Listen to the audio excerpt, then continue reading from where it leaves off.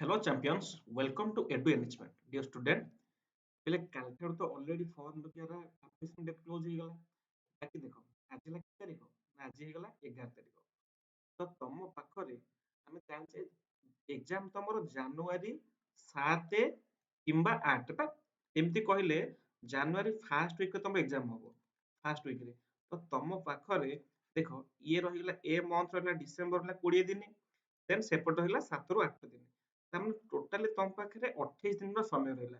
ତ 28 ଦିନ ମଧ୍ୟରେ କେମିତି ତମେ ଓଏବି କ୍ରାକ୍ କରିବ ଯୋଉମାନେ ଇଣ୍ଟରେଷ୍ଟେଡ କଣ ତମେ ଫର୍ମ ଭରିଛ ମାନେ ତମେ ସମସ୍ତେ ପାଇବା ପାଇଁ ଯୋଗ୍ୟ କାହିଁକି ନା ତମେ ସେତିକି ତମ ଭିତରେ କନଫିଡେନ୍ସ ଅଛି ବୋଲି ତ ତମେ ଫର୍ମ ପକେଇଛ ନା ତ ସେଥିପାଇଁ ଏଇ 30 ଦିନ ତମେ ସମସ୍ତେ ଡେଲି କ୍ଲାସ କର ଫାର୍ଷ୍ଟ କଥା କହିବି। ଆଚ୍ଛା ସାର୍ କ୍ଲାସ କରିବୁ କେମିତି ଶୁଣ ତମ ବାରମ୍ବାର କହୁଛି ୟୁଟ୍ୟୁବ ରେ ଆମର କମ୍ପ୍ଲିଟଲି ଫ୍ରି ଓଏଭି ପାଇଁ କମ୍ପ୍ଲିଟଲି ଫ୍ରି ଅଫ କଷ୍ଟ ଆମର ଡେଲି କ୍ଲାସ ହଉଛି ଡେଲି ଯୋଉମାନେ ବି ଚ୍ୟାନେଲ ଫାର୍ଷ୍ଟ ଟାଇମ ଦେଖିଲ ସାର୍ କ୍ଲାସ ଆମେ ଜାଣିନୁ କେମିତି କୋଉଠି ହଉଛି କଣ ହଉଛି ତ ଫାର୍ଷ୍ଟ ଟାଇମ ଯେ ଦେଖିଲ ଆଜି ସମସ୍ତେ ମୋ ସହ ଯୋଡି ହେଇକି 30 ଦିନ ରୁହ କମ୍ପ୍ଲିଟଲି ତମର ଶୁଣ ଖାଲି ତମ ମ୍ୟାଥ କଥା ତମେ ଦେଖୁଛ କଣ ଲେଖା ହେଇଛି ଜିରୋ ରୁ ତମର ଜିରୋ ମାର୍କ ଅଛି ତମେ କେମିତି ଯାଇକି 60 ମାର୍କରେ ପହଞ୍ଚିବ କାହିଁକି ଆମେ ଜାଣିଛେ ନା ଓଏଭି ଟା 60 ମାର୍କର ଏକ୍ସାମ ହବ ତ କେମିତି ଯାଇକି ଆମେ 60 ମାର୍କରେ ପହଞ୍ଚିବା ଖାଲି ମ୍ୟାଥ ନୁହେଁ ସବୁର ମ୍ୟାଥ ହଉ ସାଇନ୍ସ ଇଂଲିଶ ଏସଏସଟି ସବୁ ପାର୍ଟ ହଉ କେମିତି ଆମେ କ୍ରାକ୍ କରିବା କେମିତି ପଢିବା କେମିତି କୋଶ୍ଚିନ୍ ଏକ୍ସାମରେ ଆସିବ ନାଇଁ ଯେ ଖାଲି ଆମେ କୋଶ୍ଚିନ୍ କରିଦେଇ ପଳେଇବା ସେ କଥା ନୁହେଁ କମ୍ପ୍ଲିଟଲି ଆମେ ସବୁ ଟପିକ ରୁ କ୍ଲାସ କରିବା କନସେପ୍ଟ ୱିଥ କୋଶ୍ଚିନ୍ ହେଲା ତ ଜମା ଲେଟ୍ କରିବାନି ସେସନକୁ ସମସ୍ତେ ଗୋଟେ ଲାଇକ୍ କରିଦିଅ ଆଗ ହେଲା ସେସନକୁ ଲାଇକ୍ କରିଦିଅ ବାକି ଯୋଉମାନେ ଚ୍ୟାନେଲ ଫାର୍ଷ୍ଟ ଟାଇମ ଭିଜିଟ କଲ ଚ୍ୟାନେଲକୁ ସମସ୍ତେ ସବସ୍କ୍ରାଇବ କରିଦିଅ ସବସ୍କ୍ରାଇବ କଲେ ତମ ବେନିଫିଟ ହବ କଣ ଆମ ଯୋଉ ଡେଲି ଯୋଉ କ୍ଲାସ ଆମେ କରୁଛେ ତମେ ସେ କ୍ଲାସ ପାଇପାରିବ ମାନେ ସଡନ ତମ ୟୁଟ୍ୟୁବ ରେ ତମେ ତମ ଚ୍ୟାନେଲରେ ପାଇପାରିବ ଠିକ ଅଛି ତ ଲେଟ୍ କରିବାନି ଆମେ କ୍ଲାସ ଷ୍ଟାର୍ଟ କରିବା ହେଲା ହେଲେ ଦେଖ ତମ ପାଇଁ ଦେଖ ହେଲେ ଏ ଯୋଉ ପିଲା ସବୁ ଦେଖ ଏମାନେ ସମସ୍ତେ ଅଲରେଡି ଆମ ପାଖରେ କ୍ଲାସ କରିକି ବର୍ତ୍ତମାନ ପାଠ ପଢୁଛନ୍ତି ଆମର ସେଣ୍ଟରରେ ପାଠ ପଢୁଛନ୍ତି ଦେଖ ମୁଁ ତମକୁ ଦେଖେଇ ଦଉଛି ଦେଖ ଏ ସମସ୍ତେ ଦେଖ ଓଏବି ଏକ୍ସାମ ସମସ୍ତେ ମାନେ ଦେଇକି ଅଲରେଡି ପାଠ ପଢୁଛନ୍ତି ତ ତମମାନେ ବି ନିହାତି ସମସ୍ତେ ଡେଲି କ୍ଲାସ କର ତମେ ଏମିତି ଦିନ ନା ଦିନେ ଏଇ ୟୁନିଫର୍ମ ଏଇ ଆଇ କାର୍ଡ ପକେଇକି ତମେ ବି ଦିନେ ଦିନେ କଣ ଆର ବର୍ଷ ମାନେ ଜାନୁଆରୀ ତମେ ଏକ୍ସାମ ଦବ ଅପ ଟୁ ତମର ଫେବୃଆରୀ ମାର୍ଚ୍ଚ ତମର ଆଡମିସନ ହେଇଯିବ ଠିକ ଅଛି ତ ସେସନକୁ ସମସ୍ତେ ଲାଇକ୍ କରିଦିଅ କ୍ଲାସ ଆମେ ଷ୍ଟାର୍ଟ କରିବା ହେଲା କେହି ଲେଟ୍ କରନି ହେଲା ଶୁଣ ପେସେନ୍ସ ଧରିକି ସମସ୍ତେ ରୁହ ଶୁଣ 30 ମିନିଟ୍ ବା 40 ମିନିଟ୍ କ୍ଲାସ ମ୍ୟାକ୍ସିମମ୍ କେତେ ଅଧଘଣ୍ଟା କ୍ଲାସ କରିବା ଯଦି ତମେ ପେସେନ୍ସ ତମର ନ ରହିବ କେମିତି ହବ ସେସନକୁ ସମସ୍ତେ ଏଣ୍ଡ ଯାଏ ଦେଖ ସମସ୍ତେ ଦେଖ ଦେଖିବା ତମର ମ୍ୟାଥ ର ମୁଁ ତମକୁ କହୁଛି ଦେଖ ତମେ ଫାର୍ଷ୍ଟ ମତେ 10 ମିନିଟ୍ ଆଗ ଟାଇମ ଦିଅ ଦେଖ ଗୋଟେ ଗୋଟେ କେମିତି ଲାଗୁଛି କେମିତି କୋଶ୍ଚିନ୍ ତମକୁ କୋଶ୍ଚିନ୍ ତମେ ବୁଝିପାରୁଛ ନା ନାହିଁ ସେଥିପାଇଁ ପେସେନ୍ସ ରଖ ହେଲା ପେସେନ୍ସ ରଖ ବ୍ୟସ୍ତ ହୁଅନି ଜମା ତାର ଆମେ ବୁଝିପାରୁନୁ ଟେନସନ ଲାଗୁଛି ଏକ୍ସାମ ପାଖେଇ ଆସିଲାଣି ଆରେ ସେଥିପାଇଁ ତ ଏକ୍ସାମ ତମେ ସେଇ 30 ରୁ 40 ଦିନ ପଢ ସଫିସିଏଣ୍ଟ କିନ୍ତୁ ସମସ୍ତଙ୍କୁ ଏତିକି କହିବି ତମକୁ ତମେ କ୍ଲାସ ତମେ ଡେଲି କର କ୍ଲାସ ଡେଲି କର ଯଦି କ୍ଲାସ ଡେଲି ନ କରିବ ତମେ ଆଜି କ୍ଲାସ କରିଦବ କାଲି କରିବନି ସେମିତି ହବନି କ୍ଲାସ ତମେ ଡେଲି କର ନିହାତି ସକ୍ସେସ ପାଇବ ଠିକ ଅଛି ତ ସେସନକୁ ସମସ୍ତେ ଲାଇକ୍ କରିଦେଇଛ ତ ଆରେ ୟେସ୍ ଅର୍ नो ତମେ ଲାଇକ୍ କରିଦିଅ ହେଲା ସବସ୍କ୍ରାଇବ କରିଦିଅ ଓକେ ହଉ କ୍ଲାସ ଷ୍ଟାର୍ଟ କରିବା ଏବେ ଦେଖ ଲେଟ୍ କରିବାନି କ୍ଲାସ ଷ୍ଟାର୍ଟ କରିବା ଆଚ୍ଛା ମୁଁ ତମକୁ କହିଛି ଫାର୍ଷ୍ଟ ମୁଁ ଯେକୌଣସି କୋଶ୍ଚିନ୍ କରେ ଫାର୍ଷ୍ଟ ତାର କନସେପ୍ଟ ସବୁବେଳେ କହିବି ଦେନ୍ ତାର କୋଶ୍ଚିନ୍ କରିବି ଖାଲି ସେମିତି ନାହିଁ ଯେ ଆସିବି କୋଶ୍ଚିନ୍ କରିଦେଇ ପଳେଇବି ନାହିଁ ସେମିତି ନୁହେଁ ଓଭରାଲି ପୁରା କମ୍ପ୍ଲିଟଲି ଯେମିତି ତମର ମ୍ୟାଥରେ ଟୋଟାଲ ତମର ଭୟ ଛାଡିଯିବ ହେଲା ଦେଖ ଫାର୍ଷ୍ଟ କୋଶ୍ଚିନ୍ ଦେଖ ଫାର୍ଷ୍ଟ କୋଶ୍ଚିନ୍ ଦେଖ ମୁଁ ଶୁଣ ତମକୁ ବାରମ୍ବାର କହୁଛି ଯୋଉ କୋଶ୍ଚିନ୍ ମୁଁ କରେଇବି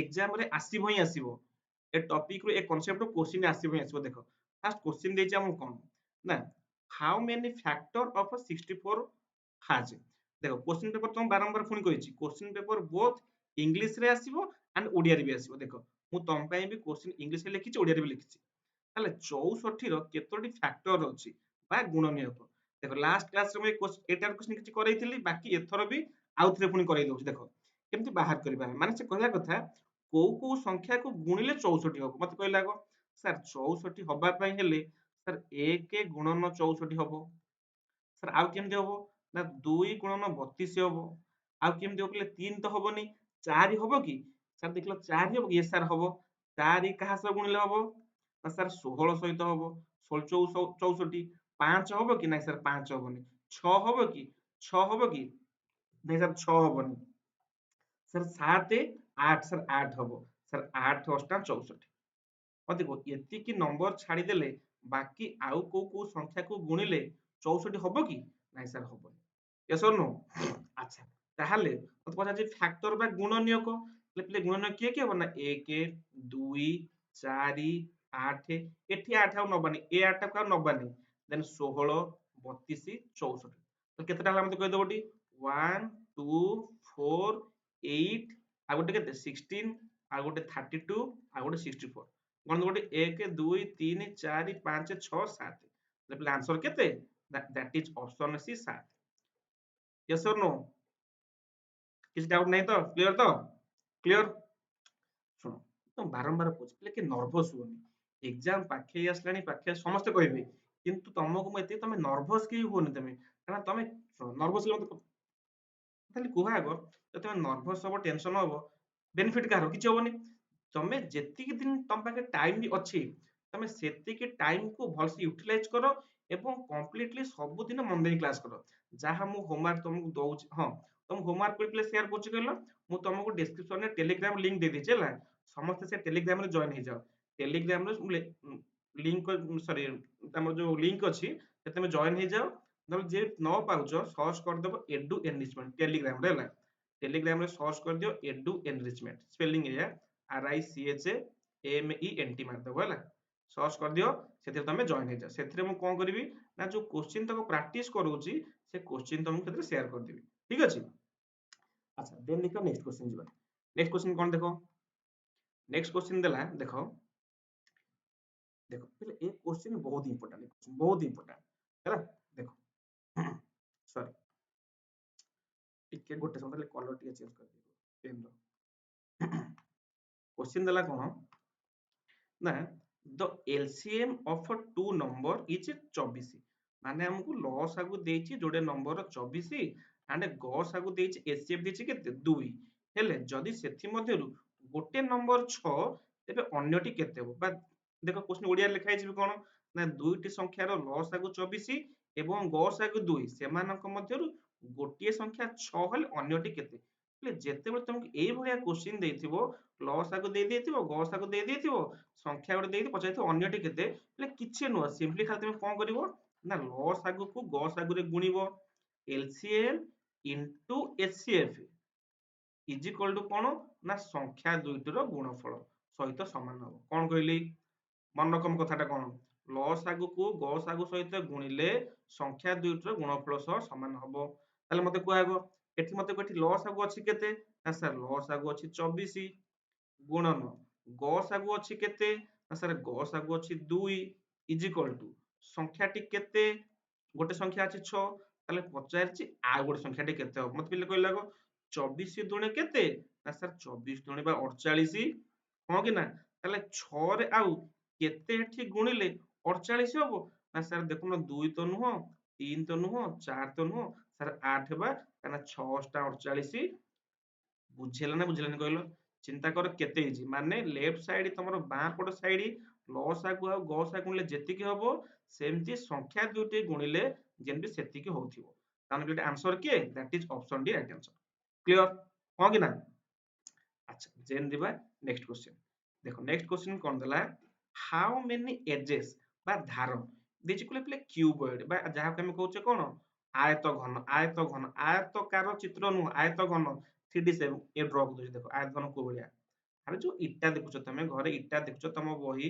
ସେମାନେ ସମସ୍ତେ ଆୟତ ଘନର ସେପ୍ ହେଲା ଏଇଭଳିଆ ସେପ୍ କରିଦଉଛି ଦେଖ ଏଠି ଏଇଭଳିଆ ସେପ୍ ସେ କହିବା କଥା ତାର ଧାର କେତେଟା ମତେ ତମେ କଣ ତମେ ଫିଗର ବି ଛାଡିଦବ ମତେ ଖାଲି କୁହ ଯୋଉ ତମ ଘରେ ଯୋଉ ବ୍ରିକ୍ସ ବା ଇଟା ଅଛି ସେ ଇଟାର କେତେଟା ଧାର ତାର ସବୁ କେତେଟା କର ଅଛି ଧାର ଧାର ତାକୁ ଆମେ ଏଡଜେସ୍ କହୁଛେ କେତେଟା କଲେ କହିଲେ ଦେଖ 1 2 3 4 5 6 7 8 9 10 11 12 ତାହେଲେ କେତେଟା ଧାର ନା ସାର୍ ତାର 12ଟା ଧାର ତାର ଧାର ଧାର ଧାର ଫେସ୍ କଥା କହିନି ଫେସ୍ କଥା କହିନି ଫେସ୍ କହିଥିଲେ 6ଟା ହେଇଥାନ୍ତା କ୍ଲିୟର ବୁଝିହେଲା କି ନାଇଁ କୁହ yes or no ଆଚ୍ଛା ସରି କ୍ଲିୟର ତ ଶୁଣ ଡାଉଟ ରହୁନି ତ ସତ ମତେ ଶୁଣ ଯଦି କ୍ଲାସ ତମକୁ ଭଲ ଲାଗୁଛି ତାହେଲେ ସମସ୍ତେ ଟିକେ କମେଣ୍ଟ ରେ ଖାଲି ୟେସ୍ ଲେଖିଦିଅ ୟେସ୍ ଖାଲି ୟେସ୍ ଲେଖିଦିଅ ହେଲା ଠିକ ଅଛି ଆଚ୍ଛା ହଉ।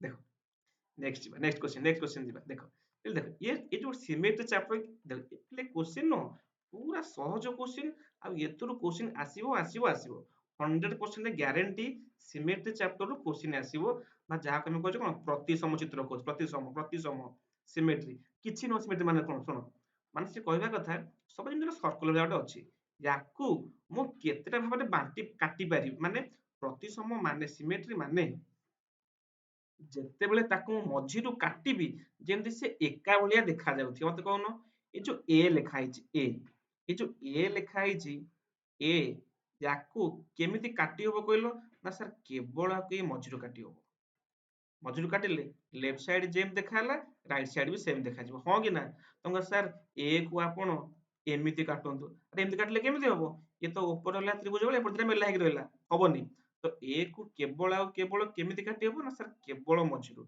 ତ ଯେତିକିଟା ୱେ ରେ କାଟି ହବ ତାର ସିମେଟ୍ରି ବା ପ୍ରତିସମ ଅକ୍ଷ ସେତିକି ତା ମାନେ ଏ କୁ କେତେ ଭାବରେ କାଟି ହବ ନା ସାର୍ କେବଳ ଗୋଟାଏ ପ୍ରକାର ତା ମାନେ ଦ୍ୟାଟ ଇଜ ଅପସନ ବି ହଉଛି କଣ ରାଇଟ ଆନ୍ସର ଇଜି ନା ଇଜି ନୁହଁ ସମସ୍ତଙ୍କୁ ନେବି ସବୁ ବି ନେଇ ମତେ କହିଲେ ଆଗ ସାର୍ ବି କୁ କେମିତି କାଟି ହବ ନା ସାର୍ ବି କୁ କେବଳ କେବଳ ଏଇ ମଝିରୁ ଏମିତି କାଟି ହବ ଏମିତି ମଝିରୁ ତାହେଲେ ବି ର ମଧ୍ୟ ଗୋଟାଇ ମାନେ ପ୍ରତି ସମୟ ଅକ୍ଷ ତାର ଗୋଟାଇ ହବ ତାର ସି କୁ କେମିତି କାଟି ହବ ସି କୁ ଦେଖ ଏମିତି କାଟି ହବନି ସି କୁ କେମିତି କାଟି ହବ ସି କୁ କେବଳ ଏଇ ମଝିରୁ କାଟି ହବ ଏମିତି ହଁ କି ଆରେ ବୁଝୁଛି ନା ବୁଝି ହଉନି ତ ଏଇ ଯୋଉ ପ୍ରତିସମ ବା ସିମେଟ୍ରିରୁ ହେଲେ କ୍ୱେଶ୍ଚିନ୍ ଆସିବ ହିଁ ଆସିବ 100% ଗ୍ୟାରେଣ୍ଟି ଆରେ yes or no ଆରେ ସତ କୁହ କ୍ଲାସ ବୁଝି ହଉଛି ନା ବୁଝି ହଉନି ଆରେ ହଁ କି ନା ଯାହାକୁ କ୍ଲାସ ଭଲ ଲାଗୁଛି ସେସନ କୁ ସମସ୍ତେ ଲାଇକ୍ କରିଦିଅ କମେଣ୍ଟ ଟିକେ ୟେସ୍ ଲେଖିଦିଅ ହେଲା ହଁ ଆଉ ଗୋଟେ କଥା କହିବି ଯିଏ ଫାର୍ଷ୍ଟ ଟାଇମ ବି ଦେଖିଲ ଆଜି ଏ ଯୋଉ କ୍ଲାସ ଦେଖୁଛ ଫାର୍ଷ୍ଟ ଟାଇମ ଦେଖୁଛ ଯେ ଚ୍ୟାନେଲ କୁ ସବସ୍କ୍ରାଇବ ମଧ୍ୟ ନ କରିଛ ତାହେଲେ ସେଟା ସବସ୍କ୍ରାଇବ କରିଦିଅ ହେଲା ଶୁଣ ହଁ କି ନା କରିଦେଲେ ଶୁଣ ତମ ପାଇଁ ବେନିଫିଟ କଣ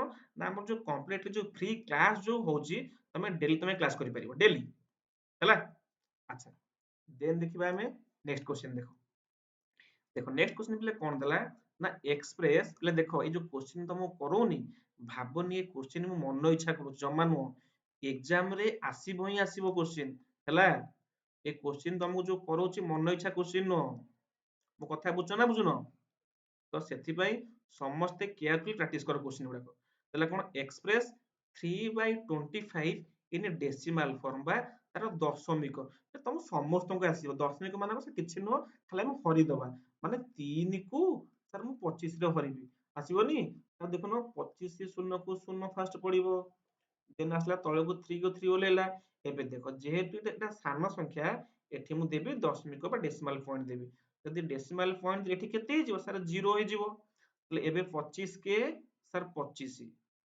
ତଳକୁ ଫେରିଲେ କେତେ ଆସିବ ନା ସାର୍ 5 ବଳିବ ଆଚ୍ଛା ପୁଣି ଦେଖ ଏଠି ଡେସିମାଲ ପଏଣ୍ଟ ଅଛି ମାନେ ଏଠି ଅଟୋମେଟିକ 0 ଆସିବ ଏବେ 25 ଦୁଣେ କେତେ ନା ସାର୍ 50 0 ତାହେଲେ ଆନ୍ସର ପିଲା କେତେ ଆସିଲା ଦ୍ୟାଟ ଇଜ 0.12 ଦେଖିଲେ କୋଉଠି ଅପସନ ଅଛି ଦେଖ 0.12 0.12 0.12 ପାଇଲ କି ନାହିଁ ଆରେ ଇଜି କି ନାହିଁ ଇଜି ନୁହଁ ଏଇ ଯୋଉ କ୍ୱେଶ୍ଚନ ମୁଁ କରଉନି ଏଇଟା ଏକ୍ସାମ ରେ ତମର ଆସିଥିବା କ୍ୱେଶ୍ଚନ ଇଏ ପ୍ରିଭିୟସ ଇୟର ତମେ 5 ବର୍ଷ ଦେଖ ମୁଁ ତମ ପାଖକୁ ଯୋଉ କ୍ୱେଶ୍ଚନ ଯୋଉ ନେଇକି ଆସୁଛି ପ୍ରାକ୍ଟିସ ତମ ଯୋଉ କନସେପ୍ଟ ପଢଉଛି ଏଇ ଟପିକ ରୁ ତମର ପୁଣି ଏଇ ବର୍ଷ ଜାନୁଆରୀ 7 ତାରିଖରେ ତମର ଏଇ ଟାଇପ ର କ୍ୱେଶ୍ଚନ ହିଁ ଆସିଥିବ ବା ଏଇ କ୍ୱେଶ୍ଚନ ଆସିଥିବ କପି ପେଷ୍ଟ ହେଇଥିବ ସେଥିପାଇଁ ପେସେନ୍ସ ଧରି କ୍ଲାସ ଦେଖ ଡେଲି କ୍ଲାସ କର ମୋ ସହ ଯୋଡି ହେଇକି ରୁହ ସବୁ କ୍ଲାସ ସାଇନ୍ସ କ୍ଲାସ ତମେ ଯଦି ଦେଖ ପ୍ରିଭିୟସ କ୍ଲାସ ଆମର ସାଇନ୍ସ ହେଇଛି ଇଂଲିଶ କ୍ଲାସ ବି ହେଇଛି ଏସଏସଟି କ୍ଲାସ ବି ହେଇଛି ତ ତମେ ଚେଷ୍ଟା କର ଯେତେ ତମେ କ୍ଲାସ କରିପାରିବ ଠିକ ଅଛି ଦେନ୍ ଦେଖିବା ନେକ୍ସଟ କ୍ୱେଶ୍ଚନ ଦେଖ ନେକ୍ସଟ କ୍ୱେଶ୍ଚନ କଣ ଦେଲା ନେକ୍ସଟ କ୍ୱେଶ୍ଚନ ଦେଲା ନିମ୍ନୋକ୍ତ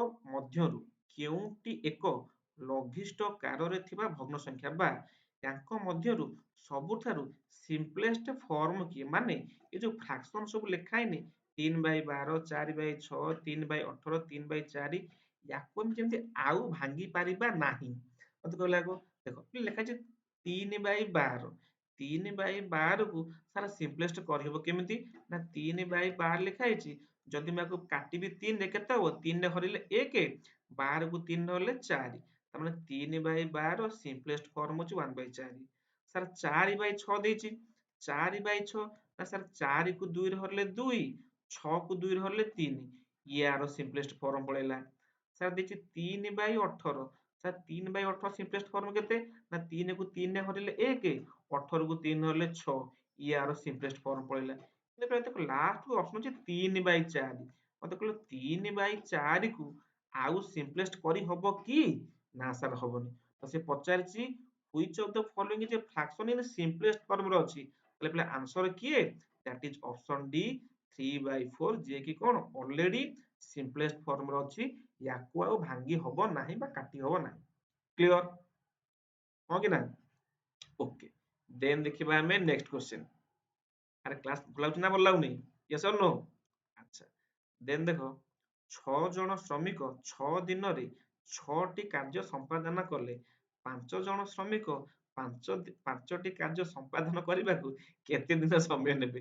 ପିଲା କିଛି ପିଲା ଥିବେ ଏ କୋଶ୍ଚିନ୍ ଦେଖିବେ ମାନେ ଲେଖା ହେଇଥିବ 6 6 6 ତା ମାନେ 5 ଜଣ ଶ୍ରମିକ 5ଟି କାର୍ଯ୍ୟ ପାଇଁ ସେ ଅପସନରେ 5 ଆନ୍ସର 5 ମାରିଦେବେ। ପିଲା ନା ସେମିତି ଆମେ ଶୁଣ ଇଏ ହଉଛି ମାନେ ଓଡିଆ ନୁହଁ କି କିଛି ନୁହଁ, ଆମେ ମନ ଇଚ୍ଛା ଯାହା ପାଇଲେ ଲେଖିଦବା ନାହିଁ। ପ୍ରପର ସଲ୍ଭ କରିବାକୁ ପଡିବ ହେଲା। ଦେଖ ହେଲେ କୋଶ୍ଚିନ୍ ବହୁତ ଇଜି ଏଇଟା। ସତ ମତେ କୁହ ଏ କୋଶ୍ଚିନ୍ ପଢିବା ପରେ ସମସ୍ତଙ୍କ ମାଇଣ୍ଡ କୁ ଆସିଥିବ ସାର୍ ଆନ୍ସର ତ 5 ହବ। ନା 5 ହବନି ହେଲା। ଦେଖ 6 ଦିନରେ 6ଟି କାର୍ଯ୍ୟ ସମ୍ପାଦନ କଲେ କରିବାକୁ ସରି କଣ 6 ଜଣ ଶ୍ରମିକ 6 ଦିନରେ 6ଟି କାର୍ଯ୍ୟ ସମ୍ପାଦନ କଲେ। ତେବେ 5 ଜଣ ଶ୍ରମିକ 5ଟି କାର୍ଯ୍ୟ କରିବାକୁ କେତେ ସମୟରେ ମତେ ଖାଲି କୁହ ଆଗ। ଯେତେବେଳେ ଲୋକ ତମର କମିଲେ ଆଉ କାର୍ଯ୍ୟ ତମର 5ଟା କାର୍ଯ୍ୟ ହେଲା obviously ମତେ କୁହ ଆଗ ତମର ସମୟ ତମର ବେଶୀ ହବ ନା ବେଶୀ ହବନି? ମଷ୍ଟ ହବ। ତ ସେଟା କେମିତି ସଲ୍ଭ କରିବା ଦେଖ 6 ଜଣ ଶ୍ରମିକ 6 ଦିନରେ ଯେତିକିଟା କାର୍ଯ୍ୟ ତାକୁ ଲେଖିଦେବି ତଳେ। ସେମିତି ଇଜ ଇକ୍ୱାଲ ଟୁ ସାଇନ ଦେବି। ଏପଟେ ଲେଖିବି କଣ ନା ସାର୍ 5 ଜଣ ଶ୍ରମିକ କେତେ ଦିନରେ 5ଟି କାର୍ଯ୍ୟ କରିବେ। ଏଇଟା ହଉଛି ଫର୍ମାଟ। ଏଇ ଫର୍ମାଟ କୁ ମୁଁ ସଲ୍ଭ କରିଦେଲେ ମୋର ଆନ୍ସର ପଳେଇ ଆସିବ। ହେଲେ ଫର୍ମାଟ ସଲ୍ଭ ହବ କେମିତି? ନା ପିଲାକୁ କ୍ରସ୍ ମଲ୍ଟିପ୍ଲାଏ କରିବି। ୟାକୁ କ୍ରସ୍ ମଲ୍ଟିପ୍ଲାଏ କରିବି। ତାହେଲେ ମତେ ଫାଷ୍ଟ କୁହ ଉପରେ କେତେ ହେଇଯିବ କହିଲ? 6 କୁ 6 ରେ ପିଲେ ଗୁଣିଲେ କେତେ? ନା ସାର୍ 36। 36/6 ଇଜ ଇକ୍ୱାଲ ଟୁ ଏପଟେ 5 ଗୁଣନ ପଡିବ x ଲେଖିଦେଇଛି ଇଜ ଇକ୍ୱାଲ ଟୁ 5। ବା ତମେ ଶୁଣ କିଛି ମଲ୍ଟିପ୍ଲାଏ କରିବା ଆବଶ୍ୟକ ନାହିଁ। ଦେଖ ଏଠି ଉପରେ 6 କୁ 6 କଟିଗଲା, ଏଠି 5 କୁ 5 କଟିଗଲା, ତାହେଲେ ଏଠି ରହିଲା କେତେ x। ତାହେଲେ ମତେ କୁହ x ର ଭ୍ୟାଲୁ କେତେ ହବ? ନା ସାର୍ 6। ଆଉଥରେ ଦେଖ ଆଉଥରେ କରିଦଉଛି। କୋଶ୍ଚିନ୍ ଇଜି ବାରମ୍ବାର ଦେଖ କୋଶ୍ଚିନ୍ ଇଜି ଫର୍ମାଟ ଲେଖା ହବ କେମିତି ଦେଖ। ଉପରେ ଲେଖା ହେଲା କଣ ନା ଶୁଣ ଯୋଉ ଏଟା ଆକ୍ଚୁଆଲି ଆସିଛି କୋଉଠି କହିଲ ନା ୱାର୍କ ଆଣ୍ଡ ଟାଇମ ରୁ ହେଲା। ହେଲେ ତମର ଏ କୋଶ୍ଚିନ୍ ଏକ୍ସାମ ରେ ଆସିଥିଲା ଏ କୋଶ୍ଚିନ୍ ଟା ଦେଖ। କୋଶ୍ଚିନ୍ ଡିଫିକଲ୍ଟ ନୁହଁ ତ ବୁଝ ଟିକେ। ଉପରେ ଲେଖିବ କଣ ନା ଡେ ଲେଖିବ। Day into number of people କେତେ ଜଣ ଲୋକ ହେଲା, କେତେ ଜଣ ୱାର୍କର, କେତେ ଜଣ ୱାର୍କର ତଳେ ରହିବ କଣ ନା କେତେ କାମ ହେଇଛି, କେତେ କାମ ହେଇଛି work done is equal to ସେମିତି ଏପଟେ ରହିବ ଡେ କେତେ ଜଣ ଲୋକ ପିପୁଲ ଆଣ୍ଡ ତଳେ ରହିବ ୱାର୍କ ଡନ୍ କେତେ କାମ ହେଇଛି। ତାହେଲେ କଣ ତାହେଲେ ଦେଖ 6 ଜଣ ଲୋକ 6 ଦିନରେ 6ଟି କାମ କଲେ। ସେମିତି 5 ଜଣ ଲୋକ କେତେ ଦିନରେ କେତେ ଦିନରେ କେତେ ଦିନରେ କେତେ ଦିନରେ 5ଟି କାମ କରିବେ। ଦେଖ 5 5 କଟିଗଲା, 6 6 କଟିଗଲା, ଏଠି ମନେକର ପକେଇଛି x। ତାହେଲେ x ର ଭ୍ୟାଲୁ ପିଲେ କେତେ ହେଇଯିବ? ନା sir 6। That is option C ହଉଛି ମୋର କଣ ରାଇଟ ଆନ୍ସର ହେଲା। ତ ଏଇ କୋଶ୍ଚିନ୍ ପଢିକି କେହି ଭୁଲରେ ବି 5 ଆନ୍ସର ମାରିବ ନାହିଁ। ରାଇଟ ଆନ୍ସର ପିଲେ କେତେ 6। ୟେସ୍ ଅର୍ ନୋ? ଆରେ ବୁଝୁଛି ନା ବୁଝି ହଉନି? ଓକେ ଦେନ୍ ଦେଖିବା ନେକ୍ସଟ କ୍ୱେଶ୍ଚିନ୍। ଦେଖ ଏଇଟା ତ ଆହୁରି ଇଜି କ୍ୱେଶ୍ଚିନ୍। ଦେଖ ଇରେଜ କରିଦିଏ ଏଟା। ଆଚ୍ଛା ଦେଖ ନେକ୍ସଟ କ୍ୱେଶ୍ଚିନ୍ ଦେଖ ଏଇଟା ଦେଖ ନିମ୍ନୋକ୍ତ ମଧ୍ୟରୁ କେଉଁଟି ବୃହତ୍ତମ ଭଗ୍ନାଂଶ? ୟାଙ୍କ ଭିତରୁ ସବୁଠାରୁ ବଡ ଫ୍ରାକ୍ସନ ହେଲେ ଦେଖ ଫ୍ରାକ୍ସନ ବାହାର କରିବାର ବଡ ସାନ ଖୋଜିବାର ବହୁ ପ୍ରକାର ଟ୍ରିକ୍ ଅଛି, ବହୁ ପ୍ରକାର। ଫାଷ୍ଟ ଦେଖ ଫାଷ୍ଟ ମେଥଡ 1 କଣ? ମେଥଡ ରେ କଣ ତମେ ଫାଷ୍ଟ କରିବ ନା ତମେ କଣ କରିବ ନା ସମସ୍ତଙ୍କ ଯୋଉ ତଳେ ଯୋଉ ସଂଖ୍ୟା ଦେଇନି ହର ଗୁଡାକ ତାର ତମେ ସମସ୍ତଙ୍କର ନିଜର ଲସାଗୁ ନେଇଯାଅ। କଣ ନେଇଯାଅ? ଲସାଗୁ। ହେଲେ 2 3 4 5 2 3 4 5 ଏ ସମସ୍ତଙ୍କ ପିଲା ଲସାଗୁ କେତେ ହବ କହିଲ? ନା ସାର୍ 2 ରେ ହରିଲେ 1 3 କୁ 3 ରହିଲା 2 ଦୁଣେ 4 5 କୁ 5 ରହିଲା। ଆଚ୍ଛା ଦେଖିଲ ଇଏ କଟିବ କିଛି କୋଉଥିରେ ଆଉ କିଛି ଆବଶ୍ୟକ ନାହିଁ। ତାହେଲେ ମତେ କୁହ ଲସାଗୁ କେତେ ହେଇଯିବ? ନା ଲସାଗୁ ସାର୍ 2 ଗୁଣନ 3 ଗୁଣନ 2 ଗୁଣନ 5 ତାମାନେ କେତେ ହେଇଗଲା? 2 3 6 ଦୁଣେ 12 5 60। ତାହେଲେ ପିଲେ ଲସାଗୁ କେତେ ହେଇଗଲା? That is 60। ଏ ଯୋଉ 60 ଯୋଉ ମୋର ଲସାଗୁ ଆସିଲା ମୁଁ ଏ ପ୍ରତି ସଂଖ୍ୟା ସହ କଣ କରିବି ତାକୁ ଖାଲି ଗୁଣିଦେବି। କେତେ ଖାଲି ଗୁଣିଦେବି। ଗୁଣିଦେଲେ ପିଲେ କଣ ହବ ନା ମୋର ଏ ଯୋଉ ସବୁ ଫ୍ରାକ୍ସନ ଗୁଡାକ ଗୋଟେ କମ୍ପ୍ଲିଟଲି ହୋଲ ନମ୍ବରରେ ପଳେଇ ଆସିବେ। ତମେ ମତେ ଦେଖ 1/2 ରେ ମୁଁ 60 ମଲ୍ଟିପ୍ଲାଏ କରିବି। 2/3 ରେ ମୁଁ 60 ମଲ୍ଟିପ୍ଲାଏ କରିବି। 3/4 ରେ ମୁଁ 60 ମଲ୍ଟିପ୍ଲାଏ କରିବି। 4/5 ରେ ମୁଁ 60 ମଲ୍ଟିପ୍ଲାଏ କରିବି। ତାହେଲେ ମତେ କୁହ କାଟିଲେ କେତେ ହେଇଗଲା ଏଇଟା ନା ସାର୍ 30। କାରଣ 60 କୁ 2 ଧରିଲେ 30 ତ 60 କୁ 3 ରେ କାଟିଲେ ନା ସାର୍ କେତେ 20 ତାମାନେ 20 ଦୁଣେ 40। 60 କୁ 4 ରେ କାଟିଲେ କେତେ 15 ତାମାନେ ସାର୍ 15 3 45। 60 କୁ 5 କାଟିଲେ କେତେ ନା 12 12 ଚଉ 48। ତାହେଲେ ମତେ କହିଲ ସବୁଠାରୁ ବଡ କିଏ ସଂଖ୍ୟାଟି 48। 48 ମାନେ କୋଉ ଫ୍ରାକ୍ସନ ଟା ଦ୍ୟାଟ୍ ଇଜ 4/5 4/5 ହଁ କି ନା ତାହେଲେ ଏ ସମସ୍ତଙ୍କ ଭିତରୁ ବଡ ଭଗ୍ନାଂଶଟି କିଏ ଦ୍ୟାଟ୍ ଇଜ 4/5। ହେଲେ ଦେଖ ତମକୁ ମୁଁ ଏ ମେଥଡ କହିବାର କାରଣ କଣ ନା ଦେଖ ଆଇଦର ତମେ ଚିହ୍ନି ଗଲ କିଏ ବଡ କିଏ ସାନ କିଏ ଯଦି ତମକୁ ପଚାରିଥାନ୍ତା ଏଇ ଯୋଉ ସଂଖ୍ୟା ଫ୍ରାକ୍ସନ ଦେଇଛି ୟାକୁ ତମେ ଆରେଞ୍ଜ କରି ଲେଖ ବଡରୁ ସାନ କ୍ରମରେ ବା ସାନରୁ ବଡ କ୍ରମରେ। ତମେ ଯଦି ଏମିତି ଟୋଟାଲି ହୋଲ ନମ୍ବର ଭଳିଆ ନମ୍ବର ସବୁ ବାହାର କରିଦବ ତମେ ଚିହ୍ନିକି ଜାଣିଦବ ସବୁଠାରୁ ବଡ କିଏ ସବୁଠାରୁ ସାନ କିଏ। ତାହେଲେ ହଁ କି ନା ତ ସେଥିପାଇଁ ଏଇଟା ହଉଛି ବେଷ୍ଟ ମେଥଡ। ନହେଲେ ଯଦି ଯାହାର ଏମିତି ଇଚ୍ଛା ନାହିଁ ତାହେଲେ ସେ କଣ କର ନା ସମସ୍ତଙ୍କ ଡେସିମାଲ ବାହାର କରିଦିଅ। 1/2 ର ଡେସିମାଲ ପଏଣ୍ଟ ବାହାର କରିଦିଅ 0.5। 2/3 ଡେସିମାଲ ପଏଣ୍ଟ ବାହାର କର ଦେନ୍ ଦେଖ ସାନ କିଏ ବଡ କିଏ। ମୁଁ ଯୋଉ ମେଥଡ ତମକୁ କହୁଛି ସବୁଠୁ ଇଜିଏଷ୍ଟ ମେଥଡ ଏଇଟା ତମକୁ ସବୁ ପ୍ରକାର ୱେରେ କାମ ଦବ। ଠିକ ଅଛି ତ ମତେ କ୍ଲିୟର ନା କ୍ଲିୟର ନୁହଁ? ଆଚ୍ଛା ଦେନ୍ ଦେଖିବା ଦେଖ ନେକ୍ସଟ କ୍ୱେଶ୍ଚିନ୍ ଦେଖ ଗୋଟିଏ ସମବାହୁ ତ୍ରିଭୁଜରେ ଅତି ବେଶୀରେ କେତୋଟି ସମକୋଣ ଫାଷ୍ଟ କୁହ ସମକୋଣ ବା ଯାହାକୁ କହୁଛେ ରାଇଟ ଆଙ୍ଗେଲ ହେଲେ ରାଇଟ ଆଙ୍ଗେଲ ମାନେ କଣ ନା ସାର୍ ସମକୋଣ ମାନେ ସାର୍ କଣ ଯଦି 90 ଡିଗ୍ରୀ ହେଇଥିବ 90 ଡିଗ୍ରୀ ହେଇଥିବ ତାହେଲେ ଗୋଟେ ସମବାହୁ ତ୍ରିଭୁଜ ସମବାହୁ ତ୍ରିଭୁଜରେ ଅବଭିୟସଲି ଗୋଟାଏ ମାତ୍ର କେବଳ ରହିବ କଣ ସମକୋଣ।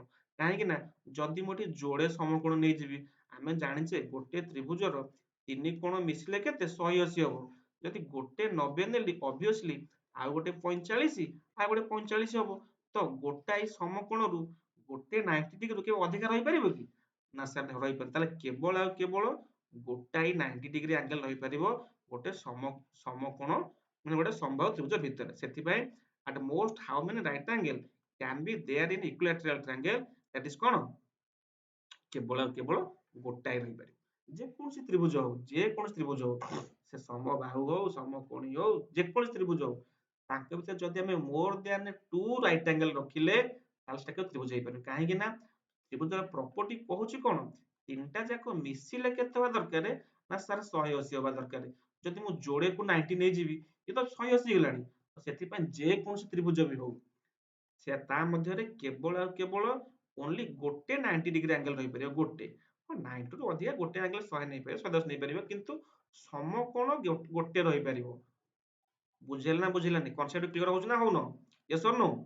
ଆଚ୍ଛା ଶୁଣ ଯାହାକୁ ସତ ଯାହାକୁ ଅନେଷ୍ଟଲି ତମକୁ କହୁଛି ଯାହା କ୍ଲାସ ଭଲ ଲାଗୁଛି ସମସ୍ତେ କମେଣ୍ଟ ରେ ୟେସ୍ ଲେଖିଦିଅ ଟିକେ ଆରେ ହଁ କି ନା।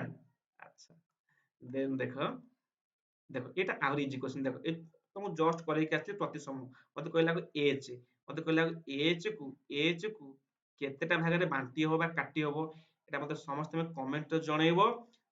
ଆନ୍ସର ଏ ନା ବି ନା ସି ନା ଡି ଏଇଟା ତମକୁ କହିଛି ମାନେ ଏଚ୍ କୁ ମୁଁ କେତେଟା ୱେରେ କାଟି ପାରିବି। ତମ ପାଇଁ ଏଇଟା ରହିଲା ଆମର ହୋମୱାର୍କ ତମ ପାଇଁ HW ରହିଲା ତମେ ମତେ ଏଇଟା ସମସ୍ତେ ଜଣେଇବ ସାର୍ ଲାଷ୍ଟ ନମ୍ବର କ୍ୱେଶ୍ଚିନ ର ଆନ୍ସର କଣ ହବ ଏ ନା ବି ନା ସି ନା ଡି ସମସ୍ତଙ୍କୁ ଏଇଟା ହୋମୱାର୍କ ଦିଆହେଲା ହେଲା ତ ଠିକ ଅଛି। ତ ସତ କୁହ କ୍ଲାସ ଭଲ ଲାଗିଲା ନା ଭଲ ଲାଗିଲାନି ଆରେ ବୁଝୁଛି ନା ବୁଝି ହଉନି ଆଶା କରୁଛି ସେସନଟି ସମସ୍ତଙ୍କୁ ଭଲ ଲାଗିଥିବ ସେସନକୁ ସମସ୍ତେ ଲାଇକ୍ କରିଦିଅ ବାକି ଯୋଉମାନେ ଚ୍ୟାନେଲ ଆଜି ଫାର୍ଷ୍ଟ ଟାଇମ ଦେଖିଲ ବା କ୍ଲାସ କଲ ଚ୍ୟାନେଲକୁ ସବସ୍କ୍ରାଇବ କରିଦିଅ ଆଉ ତମ ସାଙ୍ଗମାନଙ୍କ ସହ ସେୟାର କରିଦିଅ ଥ୍ୟାଙ୍କ ୟୁ ଜୟ ଜଗନ୍ନାଥ।